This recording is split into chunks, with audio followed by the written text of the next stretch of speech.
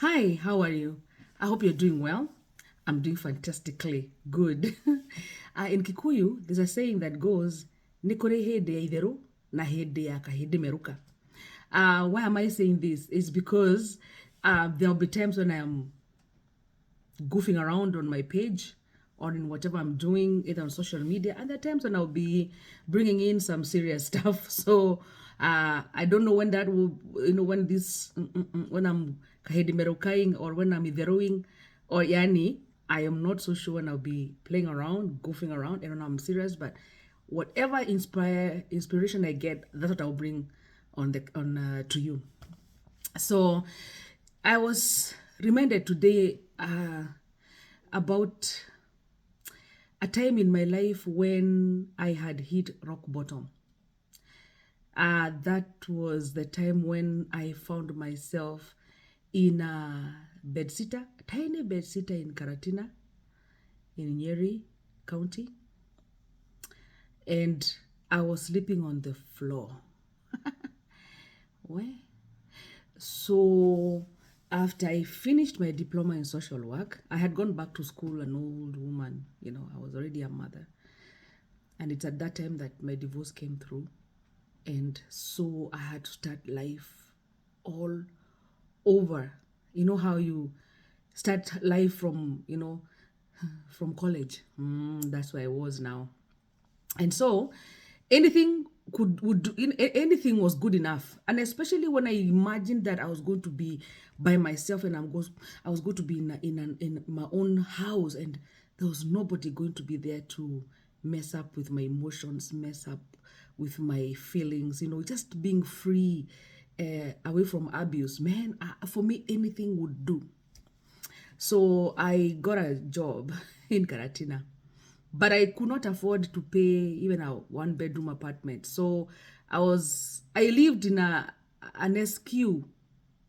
No, no, a bedsitter, not SQ. There's a difference between SQ and a bedsitter. You know those plot 10 to be tarandas, the plot 10s which are behind shops, and then you have to share a bathroom and a toilet, pale mwisho, and a one tap.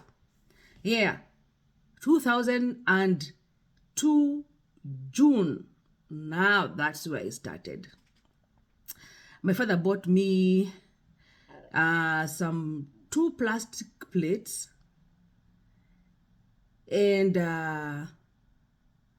no, actually he gave me money. He gave me some money, and that money I had to use it wisely. So I bought 2 plastic cups, 2 spoons, 2 plastic plates, 2 sufurias, and stove ile ya mafuta ya taa. Yeah. Then I went home, got a mattress, and I got those plastic mats that you put on the floor, and they have some nice pattern in between there. They are kind of plastic-ish. And then the carton that I had carried my stuff with is the one that I capsized it, and it became like a table. So that's how I started my life in 2000, June. Hiyo kazi ilikuwa ngumu. That job that I had, man, was hard, but it brought me some kind of freedom, the freedom that I really wanted. And so every day I really used, the kind of work that I was doing was meeting with women groups. This thing they're calling table banking, Gumbato. That's what I was working with. And so I used to be called Mwarimu, because we would go and help the women manage their finances and their, monthly operations when they meet too. So you know how those table banking things meet. It's almost like a merry-go-round, but it's bigger than that. And that management group team, they call themselves the management team in that organization, which belonged to some individual from Kianyaga. They would sit and determine who gets which group. And every month you'd get something called an allocation. That allocation was a list of the groups that you are going to deal with that month and the dates when they are meeting. The where, you'd find it in the group book. There are some books that we used to carry. some hardcover books which had the details about the group and where the next meeting was going to be at. Well, the big Huna, the manager, the big manager, really didn't like some of us, especially if you went there and you looked young and nice. And of course, if you were educated more than she was, meant she would really mess you up. So I got allocated some groups that were very far. I mean, like where the matatu would drop you, the rest of the walk. Where? So there's this place that I got 2 groups, a place called Kaheti. You'd alight at a stage called Gatiki. It's on the road from Karatina towards Mukoroini. From Gatiki, you will walk not less than 45 minutes and you will walk back. How many? It was a torturous safari. It was really torturous because there were 2 options. Either you go with the road as it meanders, some very weird bends, or you have to go down a slope, cross a river, jumping from a stone to a stone, climb up the other side of the valley. And this group, I was given these 2 groups, and one, anyway, it was torturous. And as I walked back and forth, especially when I went to those groups, because those are one of the groups where they were very far away from the bus stop, I would ask myself, gosh, is this the kind of life I'm going to live? And at some point, I used to feel that hopelessness, like this might just be the best that my life will ever be. And in that obscurity, I would wonder, when will I ever even afford to buy a car? Will I be walking like this? And of course, I would cry because sometimes those roads were very deserted. And I would walk and cry, especially when those feelings would show up, feeling of, hopelessness and helplessness, wondering when will I ever get myself out of this? And in 2003, May 1st, I was fired. At that time, my mom was in hospital. She was in bad shape. So we were called. There was a meeting between the family and the doctor. And so after work, on the 29th of April, I had to go to Nairobi. My mom was in Kenyatta Hospital. And we were told what we were told. When I went back to work on the 1st of May,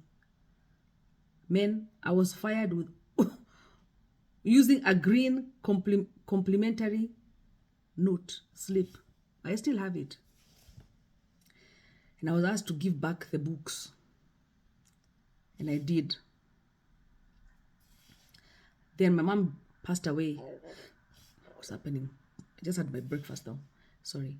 On the 22nd of May, that's when my mom passed away. And I was very, very hurt. In fact, after I cried my heart out, I wrote to that super manager and I told her, well, you got me fired because I had to go and see my mom. Now, my mom is dead. That's the first person I felt like lashing out to. So I went, told her, I sent a text. It was a very long text. And then I started the process of grieving proper. Sometimes I look back on those days and I realize that when you're going through some crisis, some serious crisis, like those ones of, starting from the ground up again, there's something that you're being prepared for in the future. Because I tell myself, if I hadn't had that experience of starting from scratch, I wouldn't have been able to start a business from scratch. I wouldn't have been able to enter into employment when you're knowing nothing and start from the ground zero. I wouldn't have been able to adapt to coming to this land, that is a foreign land that we are owning, and start again from ground zero. And I understand that even though it was so painful, I was getting imparted that skill of starting all over, never giving up, starting all over, humble beginnings. So when you find somebody is driving a car, oh, ako wapi, sijui ako amejenga manyumba, I don't know, ako na buloti maguta, you look at someone and you feel like they are really doing well. Not everybody was born with a silver spoon. And when someone tells you it's been a hard road, trust them. Wale wa soft life tunawajua, wale ambao they probably didn't have to go through some of these rough moments like some of us. But I'm telling you, I have started from scratch. I've started from ground zero. Especially in my personal life, I've started from scratch 2 times now. And guess what? Me, I'm very happy. Even today, they tell, if the universe or God decides I am moving out of this place and going to Australia, I'll go there running. Because I know it's not alien anymore for me to start from ground zero. So even for you, there's a song that is sung by Shirwa JP. That be happy when some of these things are happening to you. Because there's something that you're being prepared for, but you got to shine. You have to open your eyes. You have to be conscious. You have to be awake. You have to be there to be able to recognize what this is all about. If you're not aware that some of these tests, these challenges are not coming to crush you, then you know that there's something up ahead that you're being prepared for. And by the way, they say that every experience we have in this other life, we chose it before we came. So, like I said in another video, your life, you painted it. Your life, you're painting it. It's you who determines what you're experiencing right now. Because you think it, you feel it, you manifest it. So if you are in some crisis, sit back and ask yourself, how did I manifest this crisis? And what am I learning from this experience? What am I supposed to unlearn also from this experience? What am I supposed to gain from this experience? But if you look at every challenge as something that is coming to kill you, to crush you, that's exactly what's going to happen.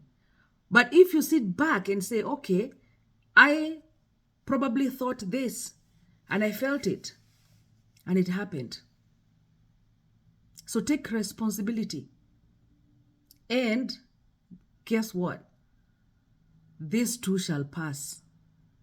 And you will see the greatness of your experience. You'll see just what muscle was being strengthened in all the challenges that you face in life. Because life, the curriculum of the School of Character Development, those guys never run short of curriculum. It's being updated every single day. So there never come a time when life will not be taking you through that class of character development. Yeah, there's no soft life, you know. Even those who are very wealthy, they still are in the curriculum. They have a curriculum for sorting them out, because character development is not a bad thing. It's being developed for the journey of tomorrow. Sawa? All right, guys. Take care of yourselves and enjoy yourselves, and take care of yourself and each other. Bye-bye.